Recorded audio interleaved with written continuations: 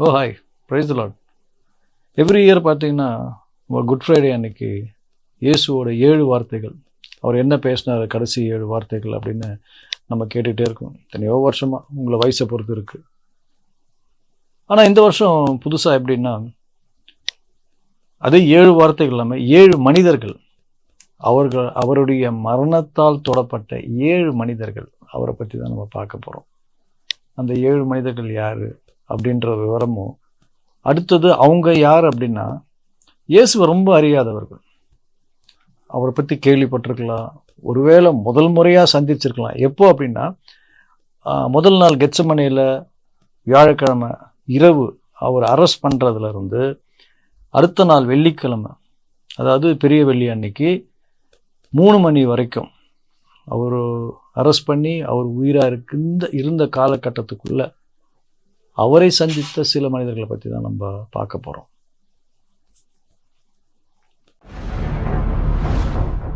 ஒவ்வொரு ஆண்டும் சிலுவை மரத்திலிருந்து ராஜா பேசிய 7 வார்த்தைகளை கேட்க நாம் கூடுகிறோம். ஆனால் இந்த ஆண்டு மௌனம் ஒரு வித்தியாசமான கதையை சொல்கிறது. அந்த இரவு கனமாக இருந்தது. விதியால் காற்று நடுங்கிக் கொண்டிருந்தது. ஒலிவ மரங்களின் நிழலில் அவர் பரலோகத்தின் சித்தத்துடன் போராடினார்.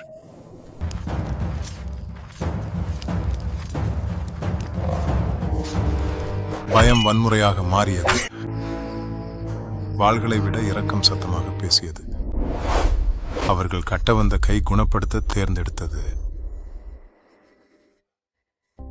மல்குஸ் தன் காதை மீண்டும் மீண்டும் தொட்டு பார்த்தான்.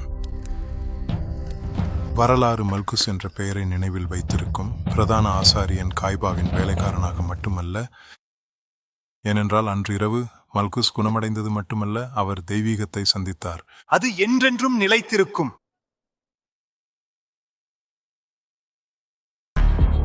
ரோமானிய மக்களே, இந்த மனிதர்களை பாருங்கள்.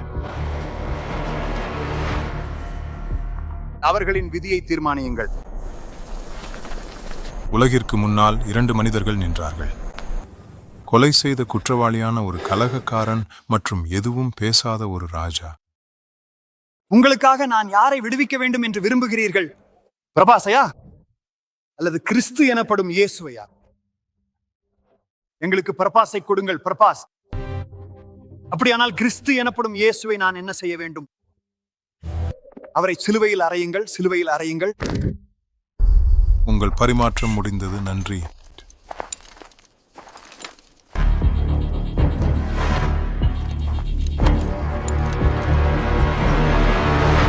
என்னால இதை நம்ப முடியல. இது உண்மையா? யார் இந்த மனுஷன்? அவர் ஒரு குற்றவாளியா, திருடனா அல்லது கொலைகாரனா? ஏன் அவர்? இரத்த வெறி கொண்ட மனிதனான பிரபாஸ் தான் ஒருபோதும் தேடாத ஒரு கிருபையால் உடைந்து போனான்.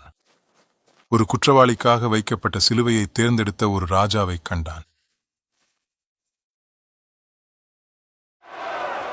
கட்டளை பிறப்பிக்கப்பட்டது. மக்கள் திருப்தி அடைந்தனர். ஆனால் ராஜா மண்டை ஓட்டு மலைக்கு அழைத்துச் செல்லப்பட்ட போது ஆளுநருக்கு தன் மாளிகையில் அமைதி கிடைக்கவில்லை.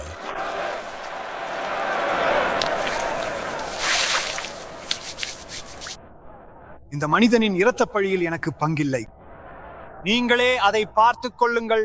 அந்த நீதிமானுடன் உனக்கு எந்த தொடர்பும் இருக்க வேண்டாம். போந்தியு,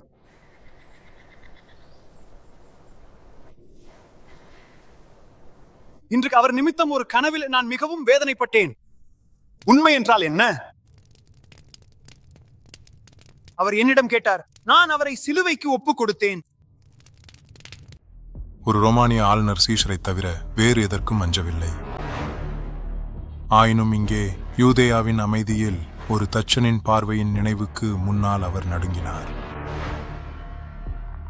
அவர் தனது பதவியை காப்பாற்றிக் கொண்டார். ஆனால் அவர் தனது ஆன்மாவை இழந்துவிட்டார்.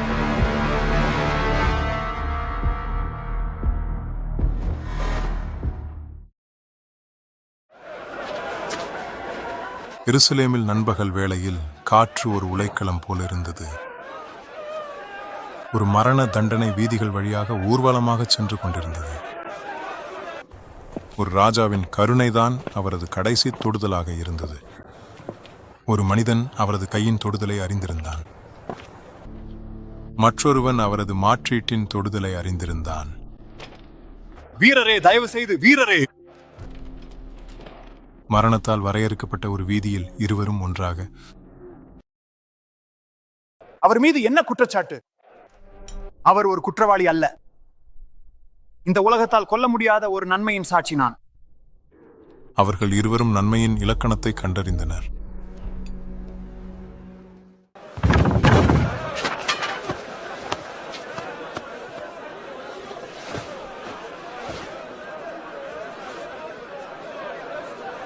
ஏய், நீ இங்கே வா.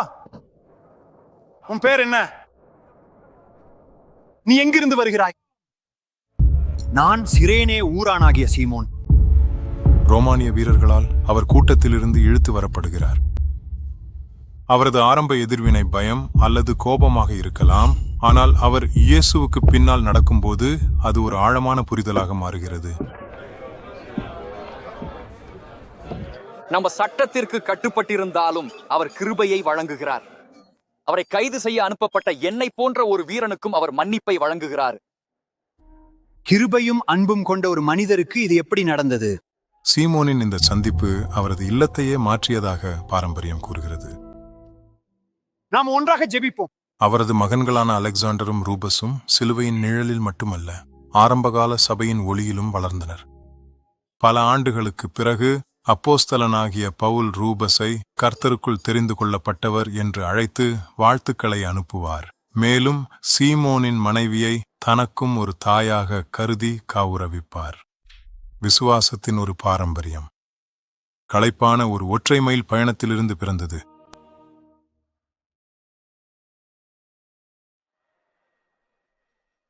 நூற்றுக்கு அதிபதி. லூக்கா நற்செய்தி அவர் கூறியதாக குறிப்பிடுகிறது, நிச்சயமாக இந்த மனிதர் நீதிமானாக இருந்தார். லூக்கா 23:47. மிகவும் பிரபலமான மற்றும் தெளிவான பதிப்பு மத்தேயு 27:54 வருகிறது மற்றும் மார்க் 15:39. அங்கே அவர் வியந்து கூறுகிறார், உண்மையாகவே நிச்சயமாக இவர் தேவனுடைய குமாரன். ரோமானிய இரும்பிலிருந்து ஆன்மீக சரணாகதிக்கு ஏற்பட்ட உள்மாற்றம். நான் என் வாழ்நாள் முழுவதும் இரும்பிலும் படைகளிலும் பலத்தை அளவிட்டேன், ஆனால் இன்று ஒரு மனிதன் வாளை தூக்காமலேயே உலகை வெல்வதை பார்த்தேன். 1000 மனிதர்கள் இறுதியில் உடைந்து போவதை நான் பார்த்திருக்கிறேன். இரக்கம் காட்டுங்கள். மூச்சுக்காக கெஞ்சுவது அல்லது வானத்தை சபிப்பது. இந்த தண்டனையிலிருந்து என்னை விடுவியுங்கள்.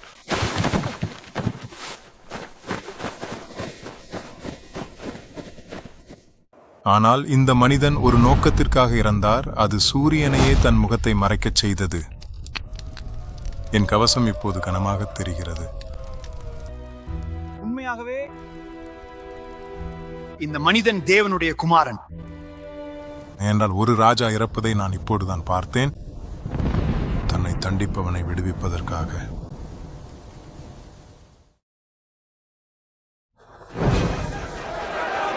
கிட்டத்தட்ட 20 மணி நேரம் இயேசு கேட்ட ஒரே பட்டங்கள் தேவதூஷகன், யூதர்களின் ராஜா மற்றும் ஏமாற்றுக்காரன்.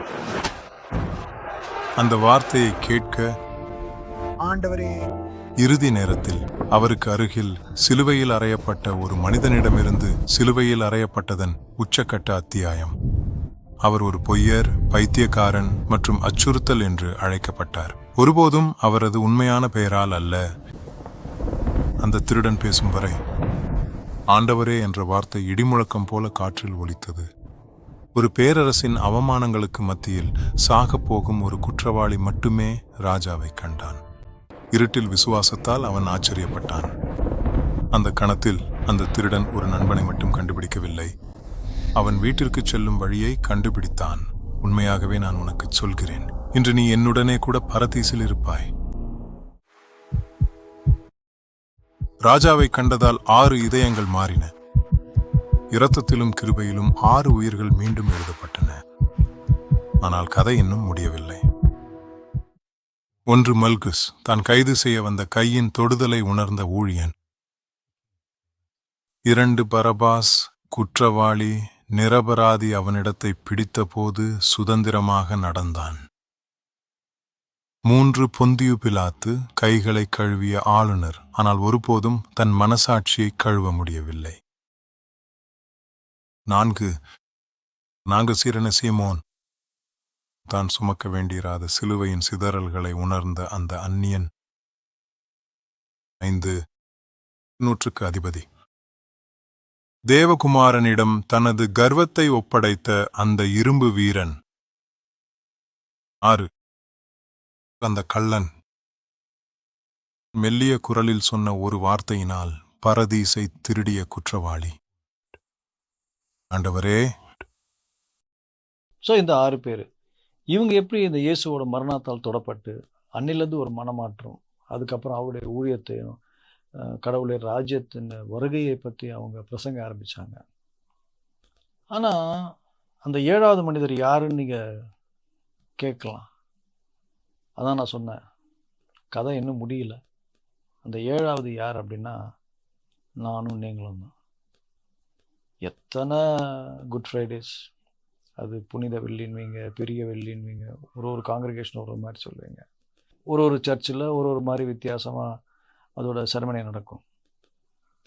ஆனால் இத்தனை வருஷம் நம்ம கேள்விப்பட்டோம், இன்னும் நம்ம திருந்தலையான்றது இல்லை. அதால் தொடப்பட்டு நம்ம ஒரு சேஞ்ச் இருக்குதா அப்படின்றது நமக்கு தான் தெரியும், அடுத்தது அவருக்கு தெரியும். ஸோ இந்த குட் ஃப்ரைடேலேருந்து let us have a change. நம்மளும் சரி, நம்ம குடும்பத்தாரும் சரி, ஜீசஸ் பற்றி தெரியாதவங்களும் சரி, நம்ம நெய்பர்ஸ், ஃப்ரெண்ட்ஸ், நம்ம ஆஃபீஸில் ஒர்க் பண்ணுறவங்க, கொலீக்ஸ்.